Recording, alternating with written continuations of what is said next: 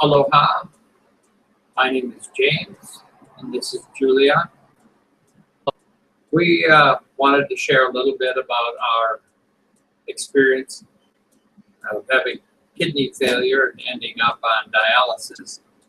We're a little dark because we've just changed from dialyzing at night to dialyzing in the morning because we're going to be taking a trip from where we live here in Hawaii back to Minnesota to spend time with our kids and Julia's mom. And siblings and some friends. So we've kind of shifted our dialysis time again from the evening to the morning. That way we have a little bit more time when we get back on our trip to spend with our families and friends. So anyway, my kidneys failed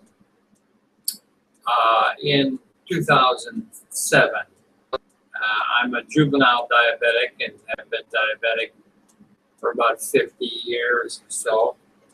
And being holistically minded, we've kind of always been aware of our health and try to eat well and live healthfully.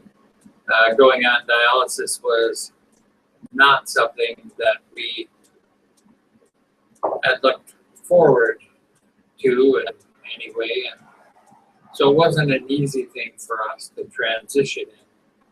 We've now been on dialysis 8.5 years.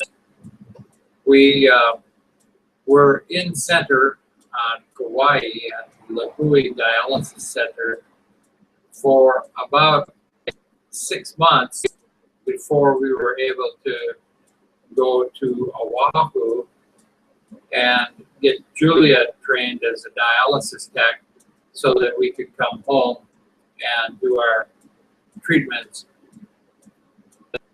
in our own environment.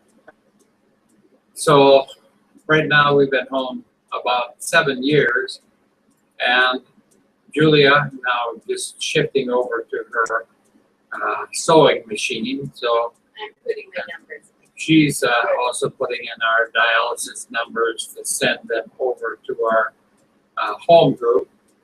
So we trained. She's been hooking me up now for a little over 7 years. She actually began cannulating, putting in my needles, taking them out while we were still in center in Lahui on Kauai. So for me, my experience in center was really something that I would have chosen not to do. If I didn't know that we were going to be able to come home to do our dialysis treatment, I would have probably just not done it and moved on. Fortunately, we had a good nephrologist, Dr. Nada, who,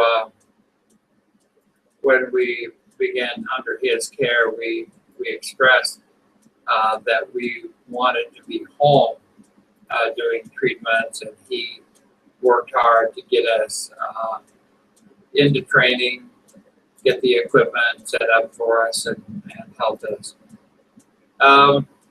So when we first began doing dialysis in the center,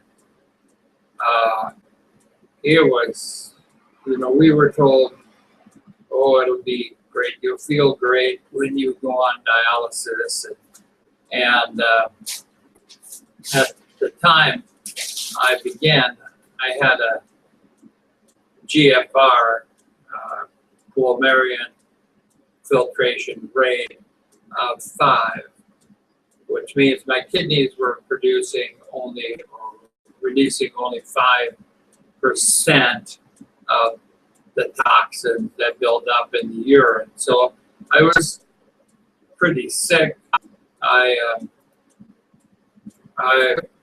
couldn't walk up 3 steps. I was extremely anemic, and I was vomiting at least twice a day. Get up in the morning, go in and throw up. Feel like, you know what, for the rest of the day and later on in the evening, I throw up again. And we did everything that we could. We went to an all vegetarian diet, mainly, which I probably, like a lot of my choices, would change now, but we did green drinks pretty much as our main staple. We went to our farmers markets here when we were in Hawaii. Bought all the green things that we could buy, threw them in a blender along with a little bit of Hawaiian hot pepper, garlic, ginger, lemon peel, and Julia blended them up, and that's really what we lived on. Yes, a lot of celery for some of the juices and some of the cell salts that we needed, and that helped. But I just got sicker and sicker, and looking back, I think of the amount of potassium that was in that drink, and it was no, it really probably didn't help in any way the kidneys' progression of their failure. And we even, Julia, built a sweat lodge out of lava rock and covered it up with a tarp. I sat in there when she heated up rocks and a fire and shoveled them in, and we poured water and tried to steam out toxins to see if I could continue. But got to a point where I was sitting on a couch one day, and I felt I was dying. I think I felt the hand of death come in, and so I said, okay, it's time. And we talked to our nephrologist, Dr. Nada, and said, it's time for us to get on dialysis. And so he was pretty relieved, because he knew that I was kind of at the door and wouldn't have much time left. So it took still another week before we got into our first treatment, just because of their time. And so wasn't sure I was going to make it through that week, but we survived. Went to our first treatment, and it was, for me, as horrible of an experience as I could have imagined. I don't have any problems. I went through the 60s kind of hard, and I actually had used intravenous. I was an intravenous drug user for a while, and I wasn't afraid of needles. None of that bothered me. But what bothered me, first off, was the cold. The center there, the nurses would, they would express that they felt it might snow in there, because they understood that it was so cold in there, and that it could be quite uncomfortable. I tell people, I grew up in Fargo, North Dakota, where it gets down to 30 to 50 below zero in the winter. And I moved with Julia to Hawaii in 2003. We left on a train out of Fargo at 3 in the morning at 3 below zero, dressed up like Eskimos, just trying to get away from the cold and hoping that my health, which was failing then, would benefit from coming to Hawaii and having a better lifestyle in a warmer environment. So I tell people I have PTSD when it comes to cold, and when I start to get cold, I want to fight or flight. I want to get somewhere warm. So the first treatment at the Lihue Center on Kauai, now my first experience was, this is cold. And I immediately started to tighten up. And then it took about 2 hours or so for them to be able to get needles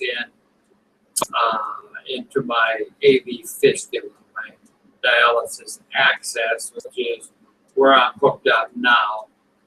And they had about 4 or 5 nurses, and finally the head nurse came and was able to get in. I was scheduled for 4.5-hour treatment.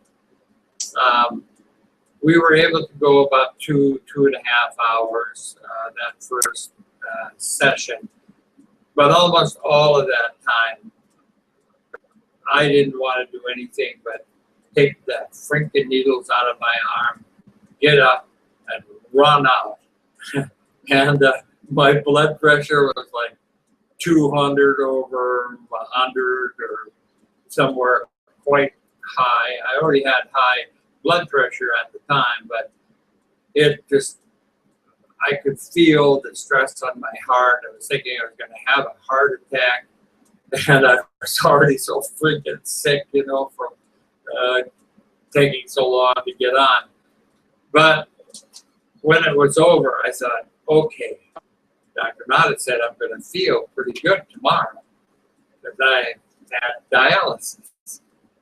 So we went to our car and turned the car on and turned the heater full blast and sat out there in the parking lot, and I just shivered, and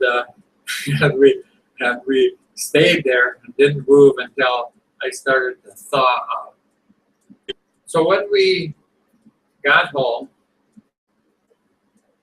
we thought about what we needed to do to try to deal with the coldness so that we could continue to go back into dialysis and survive not only the dialysis treatment, but also the weather, which seemed like I was back in North Dakota. And so we decided the next day we would get some appropriate warmer clothing. And so when we got up the next day, I'm thinking, boy, I'm going to feel good. Went right into the bathroom and threw up. I thought, well, don't feel much damn difference than I did the day before, but we'll see what happens down the line. So we ended up going out, doing some shopping. We went to a Sears on Kauai and bought a down vest, mittens. What else? Oh, we got sleeping bags. Well, we got actually that time a down comforter. And so when we went back for the next dialysis treatment, Julia made me a hot water bottle. We took a fleece blanket that we had so that I could put that on the dialysis chair. And then we had also gone to the thrift stores on Kauai. And what did we get there, Julia? Long underwear. Long underwear. Couldn't find long underwear anywhere else. We were thinking we should have kept some of ours, which we got rid of on the train ride on the way from Fargo to Oakland. And so they called us the campers when we came in. We had so much stuff stacked up on our little dolly or trolley. and they, but so I had all of that on the hot water bottle, and I figured, okay, this should be fine. We got into treatment, and I was still cold. Julia was cold. She had to wear a scarf. Her nose was red, cold. And so I was still freezing that whole time in there. Plus, we had,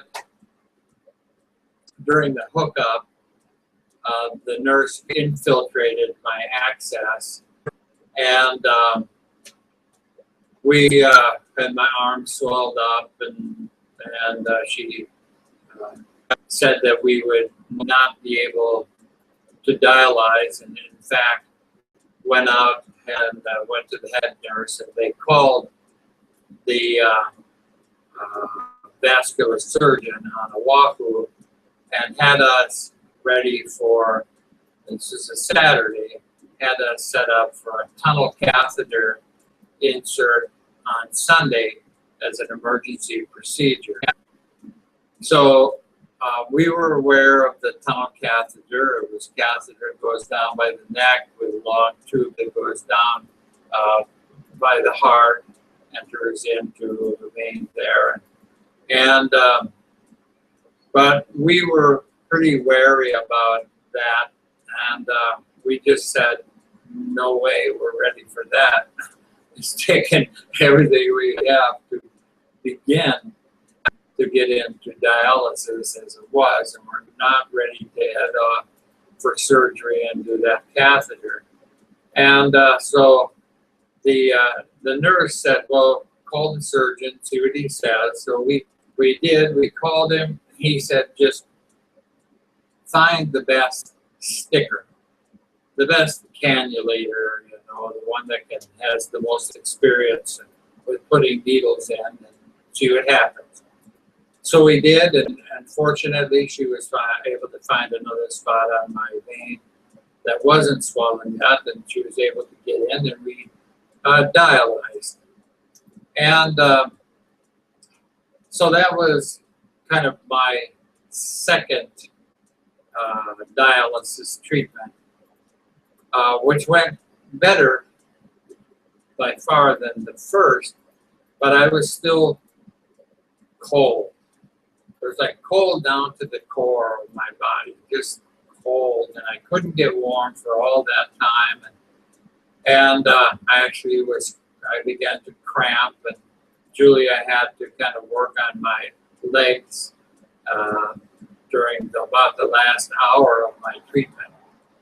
And so the next day when we came back in, it was that day that we came in with 2 sleeping bags, hot water bottle, fleece over the chair, comforter over the sleeping bags, and for the first time I started to feel comfortable. I still had that feeling that it was cold inside, and we found out that there was an ability to change the temperature of the blood that was being returned into the arterial, the return on the access.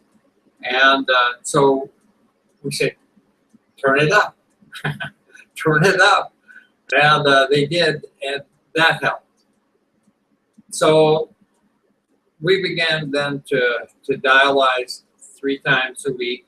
We were there Thursday, Saturdays, and Tuesdays. That were our days for 4.5 hours of treatment. So that was kind of our beginning, our experience of moving from kidney failure to dialysis, getting acclimated in the center, and on to treatment then on a regular basis while we were waiting for our dialysis training to happen, to be okay now to go to Oahu and trained.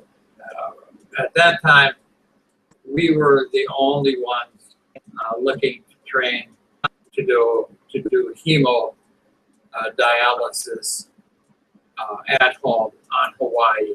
There are plenty of people throughout the world doing it, but here in Hawaii, we were the first.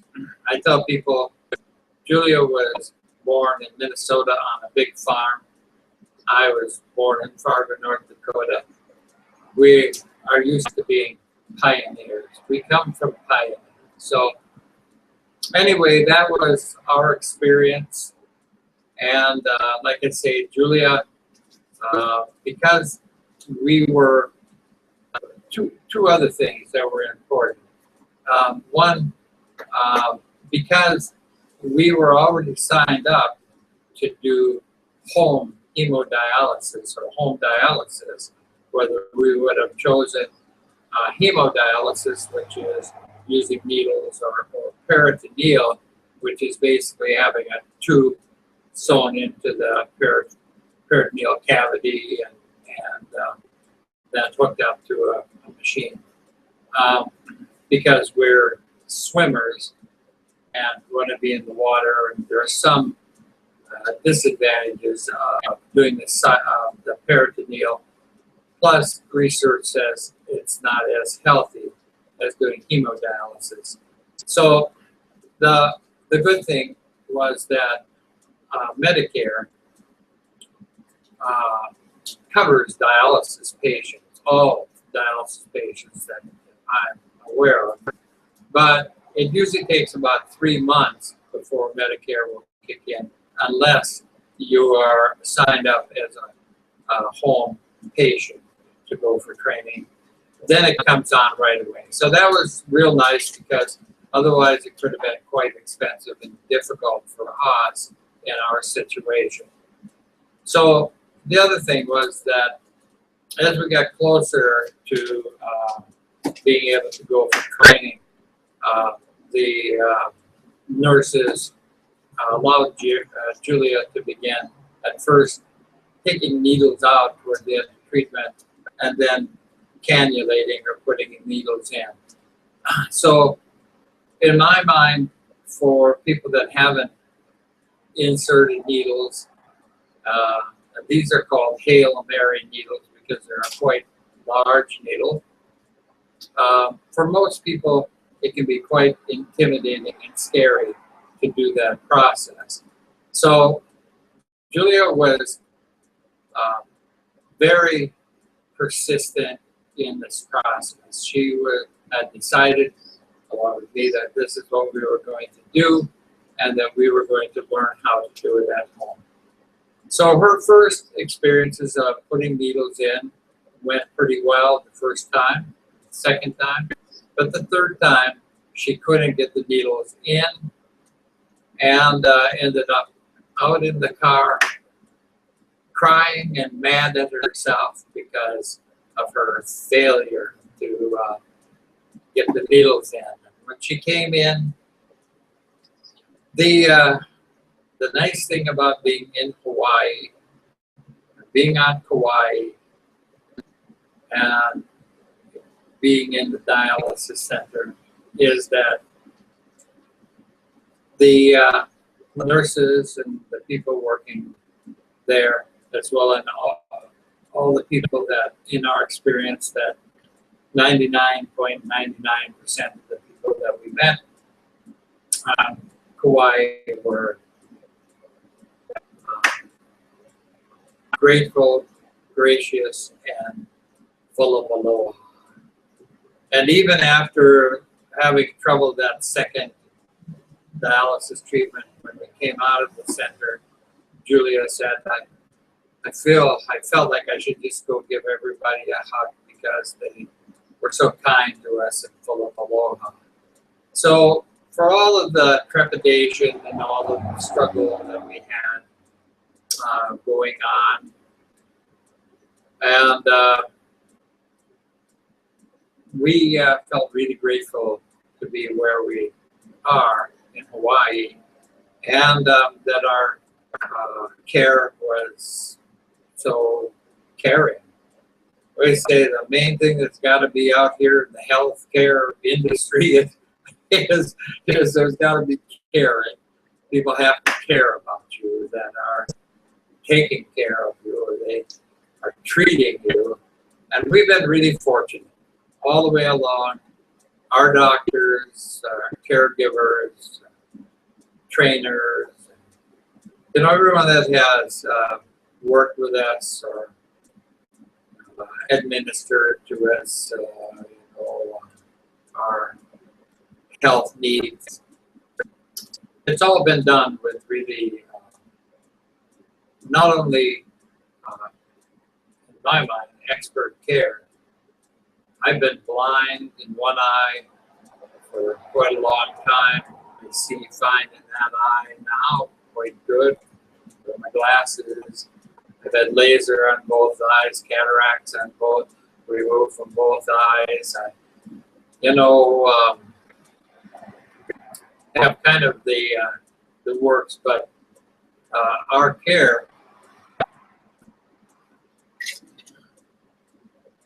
has been really top notch. And so anyway, that's kind of our introduction. My thought is to try to do some of these live from the dialysis chairs, on and off. See if I can connect with other people who are either going on dialysis or in a situation where they have to look at that in the future, or that have gone on and that are interested in being at home, or if they're already at home, they would like to share some of their experience. Julie and I are just getting ready to go back and visit our family in the Midwest, and we will take our dialysis machine, which is that one. That's the NX stage. Cycler, there's a warmer. It's one of the reasons that it took us about 4 years on another dialysis machine, the one that they use traditionally in the dialysis centers, the Fresenius. It was called the Baby K at home, but it was about 2/3 the size of a refrigerator. It took us 9.5 hours a day to do a treatment, and we did treatments every other day. So a lot of time, it was a lot of effort. Made our own solutions, had to disinfect our equipment, sometimes had to repair the equipment ourselves. And we had been aware of the NX stage dialysis cycler since before I went on. From about the time I realized I was going on dialysis, we became aware of the ability to travel and also do what they considered short daily. I'm now on 6 treatments. I go on 6 times a week. I had my dialysis day off yesterday on Saturday, and so I do 6 treatments. We began doing the faster, the short daily, which is about 2.5 hours. But the dialysis, the pressures inside the vein are quite high, trying to run that much blood through in a relatively short period of time. When we got home and looked at the research, we decided to slow things down. Go ahead, I go on now between 3.5 to 4 hours a day, 6 days a week. We also looked at some of the other research that was available that said that there is a tertiary process, this 3-step process of getting fluids out of the body, that it's easy, you can go relatively fast to take fluids from the blood, but then it's much harder.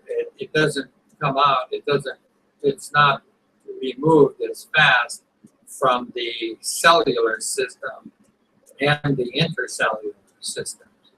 And becomes a gap if you try to go too fast between what the body is taking out and what it's trying to force the cellular system to let go of.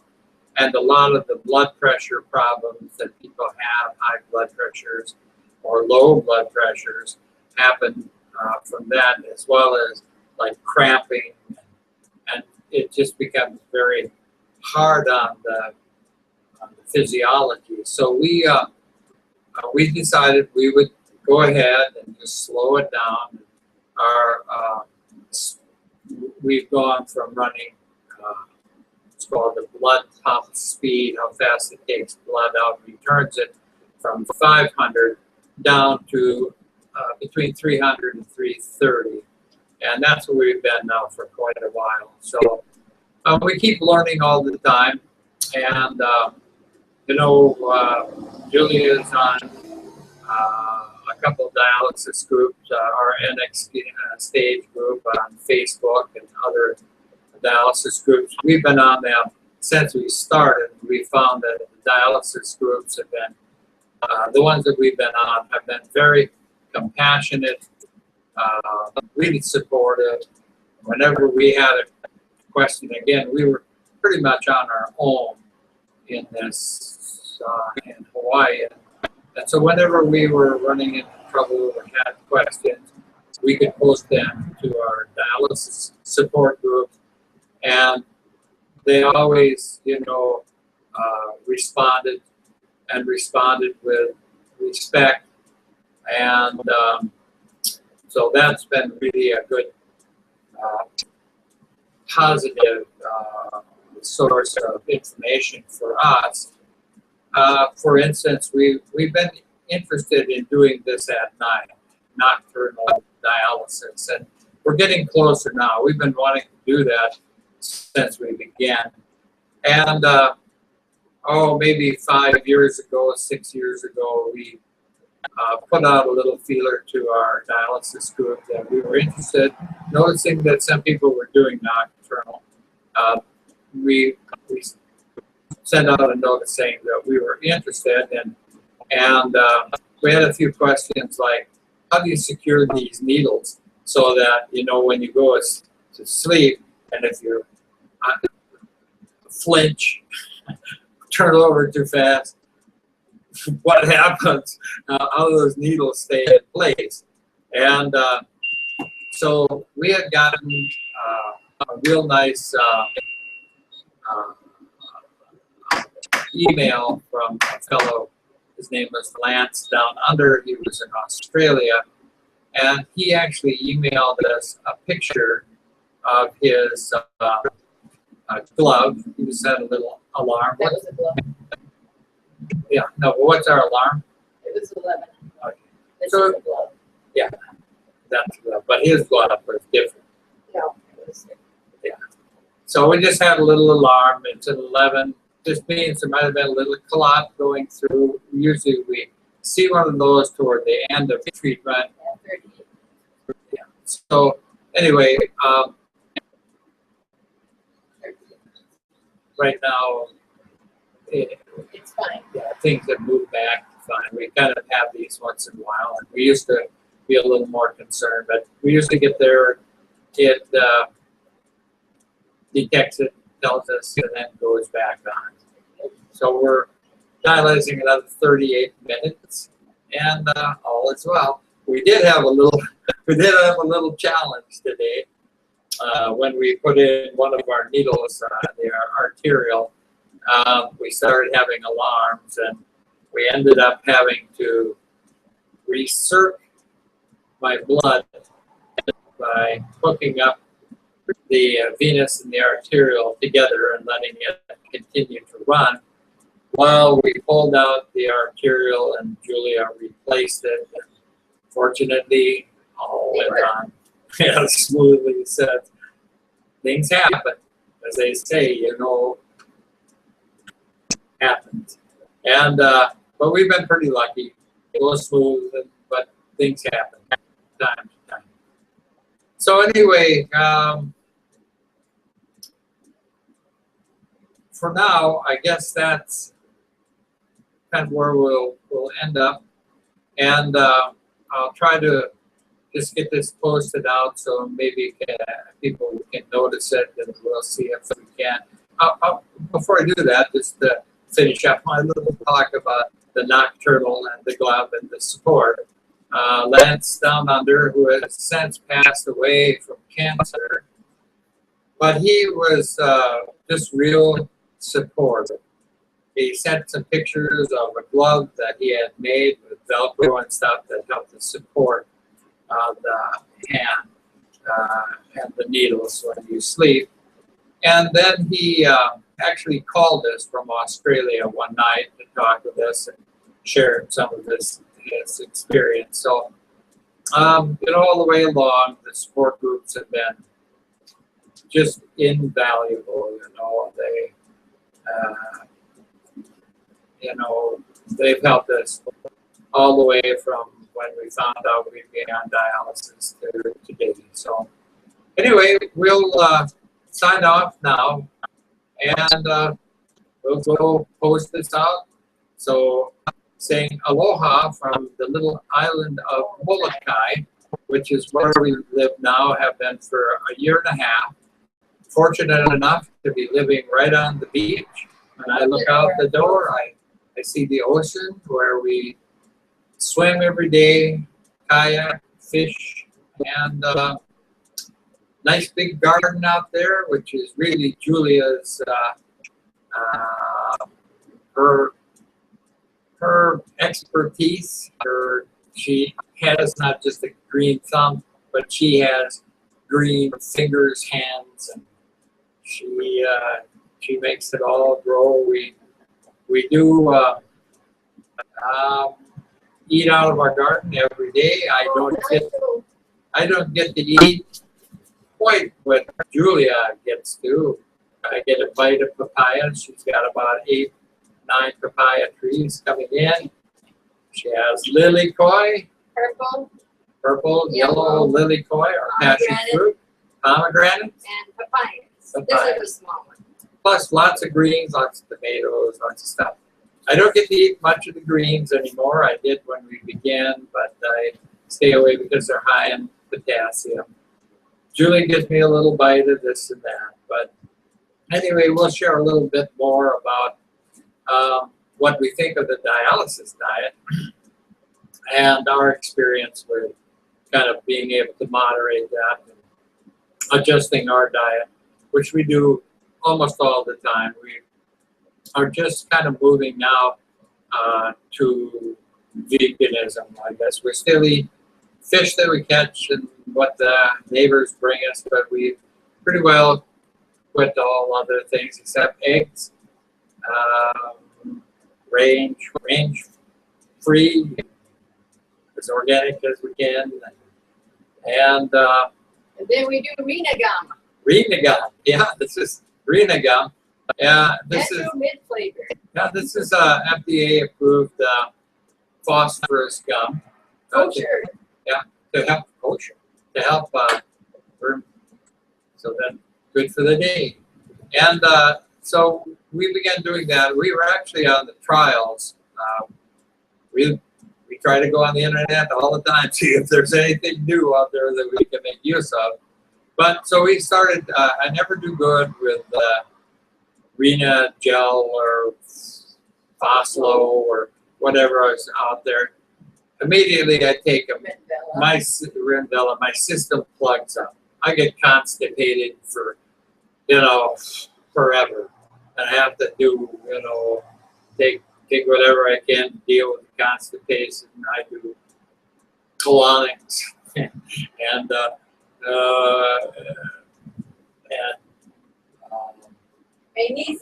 Magnesium I take now, and C and whatever else we can to kind of deal with it. So we quit doing those. We use mainly calcium, but my calcium is getting a little high, so we dropped that. We do more magnesium, and then we got this renegum, and my phosphorus was up about 5.6, and after about 2 months of chewing the gum after eating, I went down to 4.4, which makes everybody happy. So we'll just see how that goes. I don't really know if that was a fluke. I can say we've been changing our diet. And so No more dairy. yeah, no more dairy, and we'll see where we go from here. So anyway, again, Shaka or Aloha Shaka, which means Aloha Power, from Molokai, from me, James, And Julia. and Julia, my caregiver, Mrs. Julia Rick, my wife, And creator. and creator of her own clothes, and In progress. in progress. So 3 of them. 4 actually. anyway, okay, so we'll sign up and see if anybody catches this on the web. So, mahalo for listening. Oh, my.